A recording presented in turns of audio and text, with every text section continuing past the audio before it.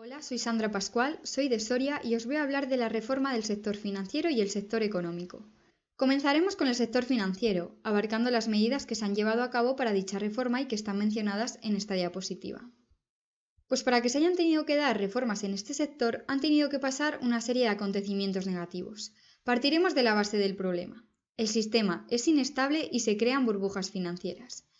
Hay desigualdad porque la economía real es respaldada por unos pocos y esto pues aumenta la crisis. Pero la pregunta que nos tenemos que hacer es la siguiente. ¿Qué podemos hacer para que esto cambie o cómo podemos transformar esto para que realmente sea sostenible? Lo mejor es mirar las causas y consecuencias que se han dado para este sector. En los años 80 se produjo una desregulación provocando una masiva producción de dinero. Esto ha provocado que, por una parte, en la OCDE, la Organización por la Cooperación y el Desarrollo Económico, el volumen de negocios se haya tenido que triplicar, mientras que, por otro lado, la deuda pública como privada hayan aumentado. Entonces, para detener este crecimiento, se tiene que incrementar las reservas de capital obligatorio y mantener el control del crédito privado. Además, quiero comentar que el empresario y académico británico experto en finanzas Adair Turner escribe Entre la deuda y el diablo, en el que se desafía la creencia de que se necesita el crecimiento del crédito para alimentar el crecimiento económico. Por otro lado, los bancos crean dinero mediante la generación de deudas, así, de la nada. En los países desarrollados, la proporción de bancos vinculados a reservas reales, o sea, sus ahorros, es muy baja, y esto ha provocado en los últimos años drásticos recortes. Nos encontramos en una carrera contrarreloj, desgraciadamente. Hay que frenar la producción exagerada de dinero y la dependencia del crédito para estabilizar el sistema. No se puede interrumpir la concesión de créditos así como así, ya que esto provocaría que las burbujas financieras explotaran y los bancos colapsaran. Pues dicho esto, en el libro se indican ciertas medidas que se consideran importantes y que vamos a comentar a continuación. La primera medida es separar la banca comercial de la de inversión. En 1933 se pudo observar estabilidad financiera durante más de 40 años. Si esto volviera a ocurrir, los contribuyentes no tendrían que rescatar a los bancos que se han arruinado por errores especulativos. La segunda medida es hacer frente al endeudamiento. Y aquí hay que hacerse otra pregunta. ¿Cómo se usa el dinero recién creado? Pues desgraciadamente la respuesta es que da igual, las deudas son un cheque que hay que pagar en el futuro. Hoy en día los bancos tienen que ser capaces de absorber pérdidas, ya que actualmente solo son capaces de asumir entre el 3 y el 5% de estas antes de la quiebra. La economista Anna Tadmati y el economista alemán Martin Hellwig escriben El traje nuevo de banquero y proponen lo siguiente: aumentar el ratio de apalancamiento, es decir, aumentar la proporción de deuda que soporta una empresa frente a sus propios recursos. Los autores sostienen que puede haber un sistema bancario seguro y sólido, sin renunciar a ninguno de los beneficios del sistema y sin apenas costes para la sociedad. Otro gran problema que hay hoy en día es gestionar la enorme deuda existente, ya que los dueños de dichas deudas son megabancos que forman parte de las 50 compañías internacionales más importantes y obviamente se opondrán a cualquier condonación sustancial de la deuda. Como tercera medida tenemos el Plan Chicago. Hoy en día se circula mucho más dinero del que realmente sería necesario para respaldar la economía. Por consecuencia, se quiere llegar a tener un control de la creación del dinero para una economía más ecológica.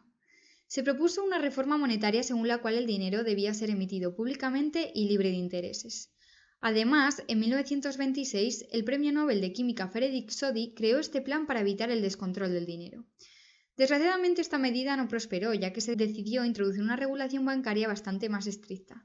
Pero a día de hoy este plan se sigue manteniendo como una propuesta bastante interesante. Como cuarta medida tenemos fiscalizar los intercambios financieros. Y aquí se dice que se debería implementar una pequeña tasa Tobin a las transacciones financieras a escala mundial. Recordemos que la tasa Tobin se debe al economista y premio Nobel estadounidense James Tobin, que propuso al gobierno de Estados Unidos en 1972 esta tasa como mecanismo para estabilizar el sistema monetario internacional tras la crisis del sistema de Bretton Woods. Pero ¿qué pasa? Que la verdad que no es muy realista, por lo que podríamos conformarnos con que los países más fuertes comenzaran cada uno por su cuenta con el impuesto sobre dichas transacciones, evitando así la especulación. Como quinta medida tenemos mejorar la transparencia. Y aquí se dice que se debería examinar el mercado de derivados, que es el espacio donde se intercambian contratos de instrumento o derivados financieros. Se dice que lo especulativo debería de ser suprimido y los derivados útiles deberían de trasladarse al campo visual público y estar debidamente controlados. Como sexta medida, tenemos a los reguladores independientes. Los reguladores suelen proceder de empleados bancarios que se ocupan de la banca transnacional, pero que en realidad deberían de ser independientes. Hay que tener en cuenta que no hay que relegar a las personas que están en contra de la regulación fuerte, ya que esto no tendría sentido. Como séptima medida tenemos gravar a los ricos y recaudar impuestos. Y aquí tenemos que tener en cuenta tres principales problemas: la evasión, el fraude fiscal y los paraísos fiscales. Gravar los impuestos a personas súper ricas requiere de cooperación internacional y sobre todo si es a la hora de implementarlos. Muchos representantes de empresas que evaden estos impuestos a menudo dicen que están cumpliendo la ley. Entonces, aquí tenemos un problema. ¿Qué pasa aquí? Pues que hay que modificar la legislación. Además, muchas empresas han desarrollado sofisticados mecanismos para evitar pagar impuestos en los países donde han obtenido estos beneficios. Se cree que aproximadamente la mitad del total del comercio internacional se produce entre sucursales de la misma entidad. Además, los paraísos fiscales contribuyen a aumentar la desigualdad de manera bastante significativa.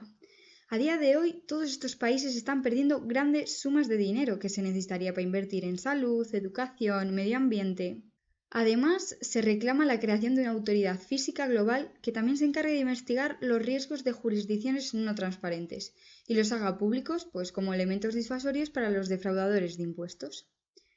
Y en esta medida me ha parecido muy interesante comentar el libro que escribió el periodista británico Nicholas Stadson en 2019, Las Islas del Tesoro. La verdad que en este libro se describe perfectamente esta situación, el papel secreto de los bancos offshore y los paraísos fiscales en los asuntos económicos mundiales. Como última medida tenemos contener a las grandes auditorías. El papel histórico que tenían las compañías de auditorías pues era inspeccionar las cuentas de las empresas. Parece como si se protegen mutuamente a través de una asociación opaca o algo así. La verdad que actúan como arquitectos de esquemas que están destinados pues a evadir impuestos. Y por culpa de esto, a gobierno y contribuyentes les cuesta más de $1 billón estadounidenses al año, que se dice pronto. Por lo que se les aconseja a estas empresas que separen la actividad de contabilidad y de auditoría de la parte de consultoría y asesoría fiscal. Y bueno, aquí he querido mostraros información adicional sobre la evolución de las 4 grandes auditorías del año 2018-2019, donde se puede observar que aumentaron un 4% sus ingresos mundiales y que tuvieron casi 155.000 millones de dólares estadounidenses de ingresos. En conclusión, todas estas recomendaciones dependen de que los gobiernos tomen buenas decisiones con respecto a los objetivos de las políticas económicas y financieras, así como también tienen que recapacitar sobre las directrices de actuación sobre los ciudadanos. También se requiere voluntad política para que los gobiernos pues, se liberen del control del sector privado que hemos mencionado anteriormente. Y además, para que todas estas propuestas lleguen a implementarse a escala internacional, se necesita la colaboración de la OCDE y del FMI. Pues una vez comentada la reforma del sector financiero, pasamos a hablar de la reforma del sector económico. Van de la mano ya que se va a profundizar y analizar el sistema económico sobre el que se sustenta el sector financiero. En esta diapositiva se puede observar los 4 puntos que vamos a comentar. Comenzaremos por Europa. El Brexit ha provocado un clima de crisis en la Unión Europea. Hay que tener en cuenta que uno de los principios más importantes de la Unión Europea es la subsidiariedad, es decir, la resolución de los asuntos por la autoridad más cercana posible. Por culpa del Brexit, se comenta reajustar este principio para que amplíe el campo de acción en el ámbito tanto local como estatal. Además, hay que tener en cuenta que la crisis ecológica obliga a replantearse el marco económico mundial. Otros retos surgen de la desaparición de profesiones, desigualdad social, terrorismo, etc. Dicho esto, se van a presentar 4 desafíos para los retos que hemos mencionado anteriormente. El primero es Donut Economics, donde la economista de Oxford, Kate Raworth, escribe el libro La economía rosquilla. Dice que nuestra economía tiene forma de donuts, con límites externos los límites del planeta y los límites internos los retos sociales u ODS. También comenta que nuestra economía convencional nos ha llevado por el mal camino, por lo que describe 7 modelos que podéis observar aquí en la diapositiva, en los que la economía pues, puede cumplir una función en el desarrollo de instituciones y políticas. Y con esto, pues la autora pretende que la economía se convierta en una caja de herramientas al servicio de la justicia y la sostenibilidad. La siguiente medida es reformas con un apoyo democrático mayoritario. Y aquí quiero destacar el libro que escribe el economista británico Brent Maxon y el académico noruego Jorgen Randers. Un 1% es suficiente, donde se afirma que en teoría todos los desafíos a los que se enfrenta el mundo son relativamente fáciles de resolver, pero que luego a la práctica pues parecen más complejos. A los gobiernos y personas atrapados en el corto plazo, las soluciones propuestas en este libro pues no le parecen aceptables. Aquí se pone de ejemplo a China, ya que actúa a largo plazo y sus políticas pues han demostrado ser bastante eficaces tanto en el ámbito social como medioambiental. También quiero destacar que durante muchos años ha habido un debate, crecimiento sí o crecimiento no. Y claro, esto gira en torno pues a superar la pobreza, cambio climático o el desempleo. Entonces, pues debido a esto surgen las siguientes propuestas, como acortar la duración media del año laboral o que las personas de la tercera edad pues sigan trabajando. ¿Qué causa esto? Pues reducir costes y obviamente este dinero se podría emplear en otras actividades, pero claro, esto también generaría un descontento en la población. También se tendrían que adoptar unas condiciones laborales adecuadas para estas personas mayores, aumentar las prestaciones por desempleo y para reducir pues se podría optar por construcción de infraestructuras, programas de formación para adultos o rehabilitación medioambiental. También, por último, hay una tarea internacional pendiente, que es la reforma de las normas de la OMC para permitir que los estados pues, pongan aranceles sobre productos y servicios que dañen el medio ambiente. Como tercer desafío tenemos hacer que el cambio ecológico sea cada vez más rentable.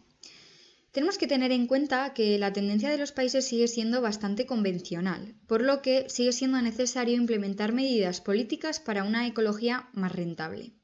Aquí surgen muchas propuestas, de las cuales yo he querido destacar dos. Una es el informe del Panel Internacional de los Recursos Internacionales, de COP21, donde se sugiere subir los precios de la energía y otros recursos en paralelo a los avances realizados en la relación con la productividad de los recursos. Pero también surge una serie de problemas, como por ejemplo que algunos sectores industriales casi han agotado su potencial de mejora en términos de eficiencia energética. Otro problema es que los progresos tecnológicos suelen llegar más tarde a familias pobres.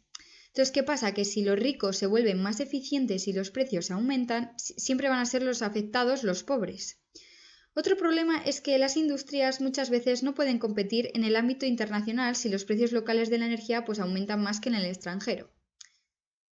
Luego también la segunda propuesta que he querido destacar es la que hace José Manuel Naredo, economista y estadístico español, pionero y divulgador de la economía ecológica, siendo uno de los mejores en este campo. Escribe un artículo donde retoma y elabora ideas de un trabajo anterior llamado Sobre las preocupaciones y metas del movimiento ecologista, comentarios y aportaciones a los diccionarios del desarrollo 1992 y postdesarrollo 2019. Aquí el autor hace una dura crítica al concepto de crecimiento y de cómo los países ricos se benefician de los pobres. Lanza varias propuestas, de las cuales yo quiero destacar la siguiente. Hacer hincapié en la meta del decrecimiento puede oscurecer la verdadera meta de la reconversión hacia los escenarios ecológica y socialmente más saludables, hacia los que el movimiento ecologista debería de liderar la actual crisis de civilización. Bien, pues dicho esto, la conclusión que hay que sacar es que se necesita una política de precios para alcanzar un desarrollo sostenible. Como último desafío tenemos la economía del bien común, que fue ideada por el escritor austriaco Christian Felber en 2010. En vista de los innumerables daños causados por el sistema económico actual, Felber se reunió con empresarios con el movimiento ATTAC y formularon la economía del bien común. Recordemos que el movimiento ATTAC es un movimiento social, especialmente activo en Europa, y crítico con la globalización neoliberal. Dicho esto, 25 empresas se comprometieron voluntariamente a incorporar el innovador balance en 2011. La EBC animaba a las empresas a reorientar la maximización del beneficio hacia el bien común, así como que los fundadores se quisieron centrar en identificar que los valores fueran una guía en el futuro: dignidad humana, solidaridad, sostenibilidad ecológica, equidad y democracia. Además, Felber dice que desarrollar vínculos entre los seres humanos y la ecología podría redefinir de alguna manera los significados de rendimiento y éxito. Además, también dice que podría surgir una nueva economía solidaria, como alternativa a la economía basada en la rivalidad y separación.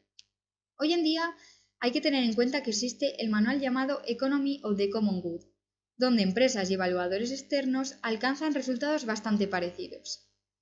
Bien, pues en conclusión, el objetivo político del movimiento internacional EBC es que el Estado valore las altas puntuaciones, dando así privilegios fiscales.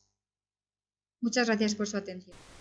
Hola, yo me llamo Sebastián y os hablo desde Alemania, más preciso de Hannover, en el norte de Alemania.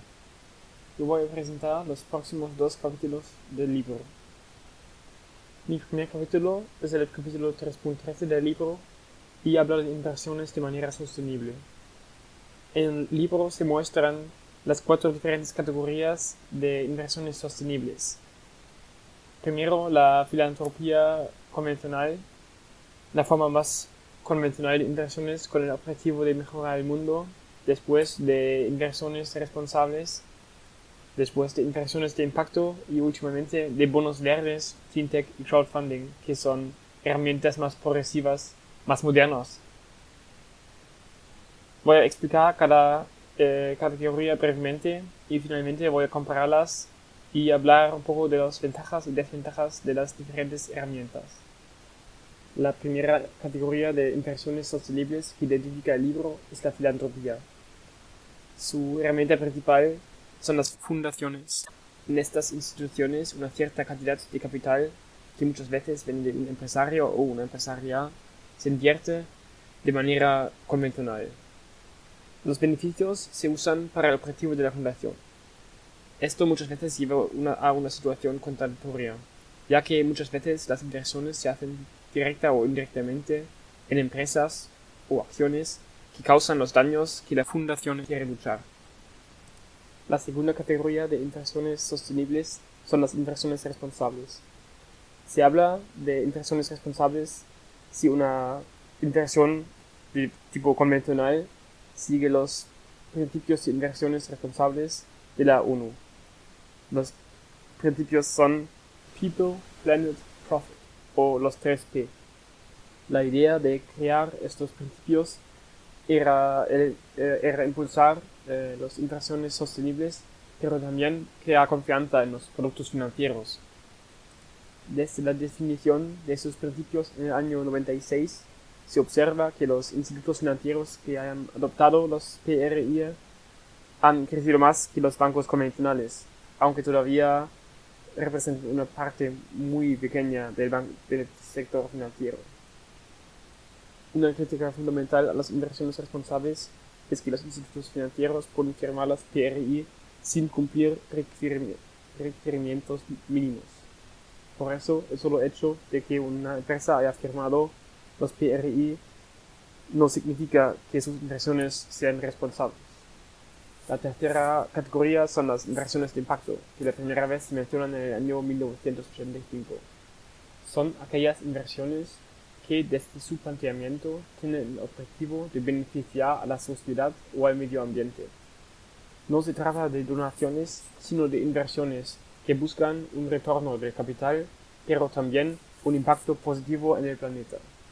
En esta gráfica podemos observar que entre las inversiones de impacto también hay diferentes niveles de compromiso.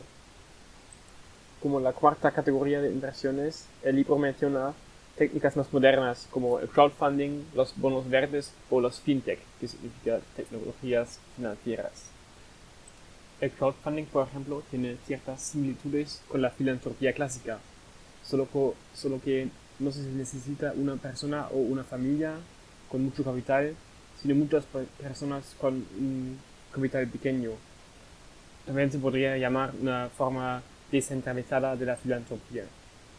El término fintech es muy amplio y no solo incluye herramientas de inversiones sostenibles, sino también herramientas de inversiones convencionales. Como último punto, quiero presentar las críticas que yo tengo, pero también las posibilidades que yo veo en las inversiones sostenibles que he presentado. Como primer punto, hay que reflexionar que todas las herramientas que he presentado son pensadas para gente que tiene un exceso de dinero que puede invertir. Esto para mí, desde un punto democrático, es un poco difícil, ya que gente con más dinero tiene al final más influencia sobre las decisiones o los caminos que vamos hacia el futuro, aunque ya observamos esto en nuestra sociedad actual. Otra crítica es que muchas veces las inversiones sirven solo para mejorar la imagen pública de una empresa.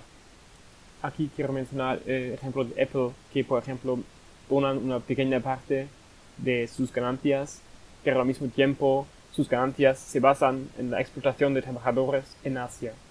Pero también veo potenciales para las inversiones sostenibles, como por ejemplo para los dineros públicos o los fondos de pensiones que manejan dinero de todos nosotros y deberían invertir en fondos sostenibles.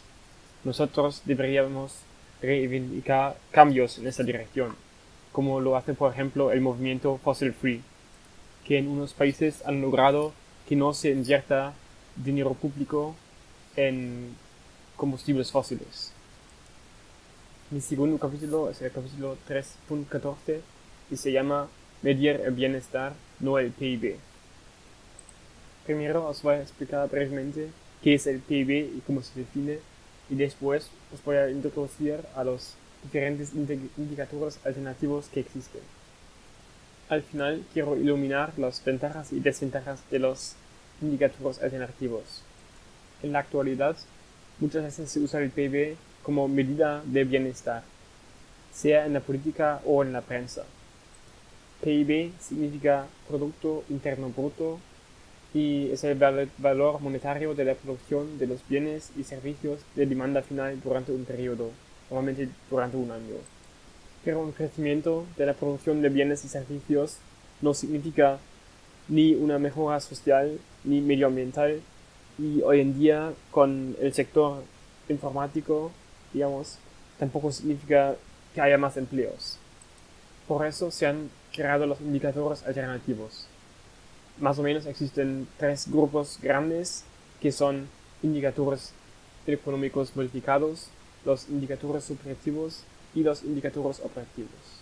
Un ejemplo para los indicadores económicos modificados es el indicador de progreso real. Este indicador usa el consumo privado como base y le suma 25 componentes de los ámbitos humanos, sociales y naturales. Es el indicador alternativo más avanzado y ya se ha adoptado en dos ciudades, en Maryland y Vermont. Una observación que se ha hecho para el GPI, pero también para otros indicadores alternativos, es que sigue creciendo durante el desarrollo del país, como el PIB, pero alcanza un punto álgido. Después de este punto, el PIB y el GPI divergen. El GPI ha bajado un poco después de este punto.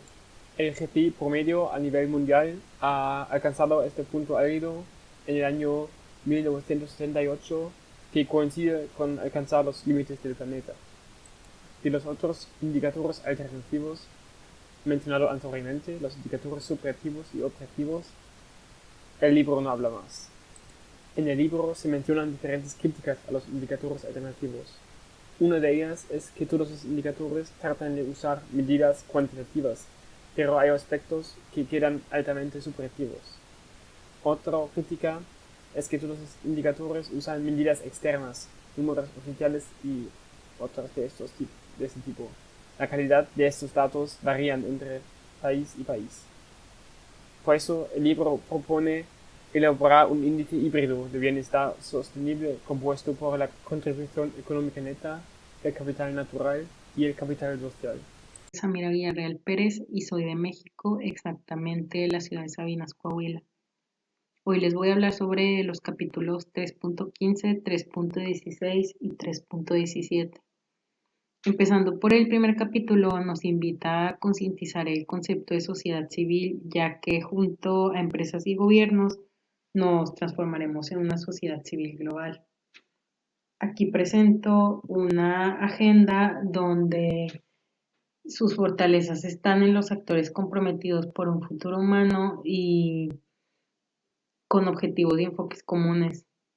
Nuestras debilidades como sociedad civil es la movilización de masas, ya que estos movimientos sociales no son tan populares y donde las redes sociales toman un factor importante, ya que su principal función, que es unir a las personas, ahora nos está separando. Otra debilidad es la dependencia a viejos patrones mundiales donde todo se basa en élites y siempre son los mismos los que gobiernan. Tendremos la oportunidad de nuevas formas de capital social, que esto se traduce como una sociedad activa donde hay redes de confianza dispuestas a innovar y cooperar.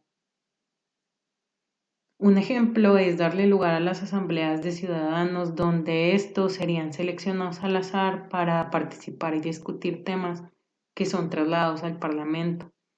Esto nos llevará a un liderazgo colectivo donde el éxito depende de todos y no solo de una o varias personas.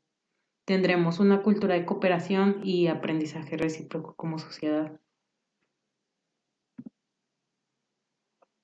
Ahora hablaré sobre el Código Común para la Comunidad Cafetera. Este es el resultado de la unión de la industria del café, de comerciantes, productores y organizaciones de la sociedad civil. Para llegar a este código se necesitaron 4 fases: una preparación previa, una construcción del sistema de cooperación, una implementación y llevar a cabo la colaboración al siguiente nivel. Esto dio como resultado mejoras en las condiciones sociales, medioambientales y económicas de quienes se ganan la vida con el café. En el siguiente capítulo se habla de la filosofía Estado-Nación que debe seguir desarrollándose a través de reglas internacionales. Esto habla de una gobernanza mundial. Haré enfoque en la iniciativa La Gran Transformación que fue impulsada por Paul Ruskin y el movimiento Global Transition Network. Hay 3 principales entornos de desarrollo, que es el mundo convencional, la barbarización y la gran transformación, donde cada rama ofrece 2 opciones más, unas deseables, otras malas pero tolerables y 2 terribles. La gran transformación gira en torno a 9 parámetros y estos se ven en un escenario favorecido aún y para el año 2100. Pasaré a una idea más concreta de convivencia, que presentaré el modelo de convivencia entre los estados-nación. Esto es una estrategia que da paso a un mundo sostenible y se plantea como una modificación en la estructura de la ONU, donde la primera etapa consta de un panel intergubernamental sobre la habitabilidad de la Tierra, con el objetivo de un tratado global que restaure y mantenga sus condiciones. La etapa 2, los ministerios nacionales para una convivencia global, donde la unión de gobiernos y políticas nacionales aportan soluciones globales. La etapa 3 de conferencias internacionales, donde se tratarán temas como el agua, el clima, el bienestar, el crecimiento demográfico, y cada nación se acondicionará para estructurar la convivencia. En la etapa 4, donde los estados-nación mutan de competidores a aliados, los gastos militares se convertirían en proyectos medioambientales y de desarrollo humano. En la última etapa, una gobernanza global basada en la convivencia, las naciones existen con el fin de reducir el sector militar y dan paso a una humanidad viable mediante programas. En el siguiente y último capítulo habla sobre las políticas de sostenibilidad de 2 países opuestos en muchos aspectos. Por un lado está China, la primer potencia mundial, el país más poblado y se caracteriza por su rápida industrialización y crecimiento económico. Y Bután, uno de los países más pequeños y con menor población, cuentan con una agenda medioambiental radical, adjudicando a la felicidad humana más importancia que los ingresos económicos. El Plan Quinquenal de China fue desarrollado en el 2015, donde figuran en el Acuerdo de París, mantienen una guía de acción manufacturera, la agricultura comunal es una mejora para las cadenas alimentarias, la ecocivilización está presente en áreas industriales y núcleos urbanos. Y mediante Design Driven Innovation crean herramientas funcionales para el sector industrial y el agrícola. Bután y su índice de felicidad interior bruta resaltan el crecimiento cuantitativo. La protección del medio ambiente es un mandato constitucional. El turismo es low impact, high value, que previene los aspectos negativos del turismo. Y el país se ha comprometido a mantener huella de carbono cero y garantizar que al menos el 60% de su territorio esté cubierto de bosques. La hidroelectricidad es fuente de energía nacional que igualmente requiere que se conserven las cuencas de los bosques naturales. Esto es todo por mi parte, muchas gracias. Gracias por la atención y espero que os haya gustado. Adiós. Muchas gracias por su atención. Gracias por su atención. Un saludo. Espero que os haya gustado. Un saludo. Bueno, muchas gracias por su atención y espero que les haya gustado. Hasta luego. Hasta luego. Gracias. Muchas gracias por su atención. Un saludo. Espero que os haya gustado. Un saludo. Chao. A la próxima. Muchas gracias por su atención. Espero que les haya gustado. Muchas gracias por su atención. Espero que les haya gustado la presentación. Un saludo y muchas gracias.